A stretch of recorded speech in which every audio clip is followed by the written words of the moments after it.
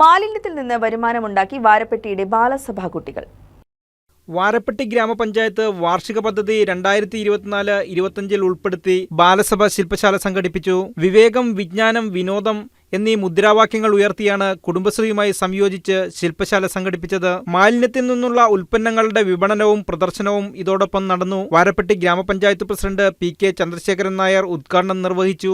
വിവേകം, വിജ്ഞാനം, വിനോദം, അതിന്റെ അർത്ഥം തന്നെ എത്ര അർത്ഥവത്തായി, എത്ര ഉള്ളിലേക്ക് ഇറങ്ങി ചെല്ലുന്ന അർത്ഥത്തിലാണ് അതിന്റെ വരികൾ നമുക്കറിയാം.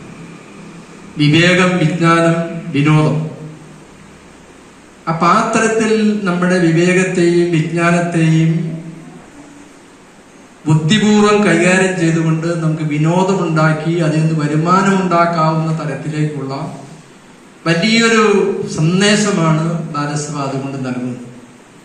തീർച്ചയായും ഇത് വളരെയേറെ ഗുണം ചെയ്യും എന്നാണ് എൻ്റെ വിശ്വാസം. പ്രത്യേകിച്ച് നമ്മുടെ നാടിന് വലിയൊരു മാറ്റം ആവശ്യമാണ്. അത് പ്രായമായവരെ കൊണ്ട് ഒരുപാട് കൂടുതൽ മാറാൻ കഴിയും. അവരെ മാറ്റുന്നതിന് വേണ്ടി നമ്മുടെ വളർന്നു വരുന്ന കുഞ്ഞുങ്ങളാണ് അതിന് മുൻകൈ എടുക്കേണ്ടത്.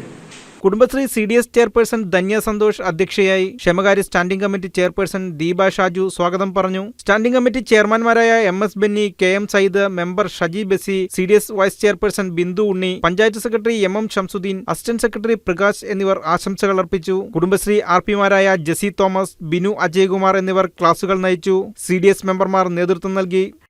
News desk KCV news.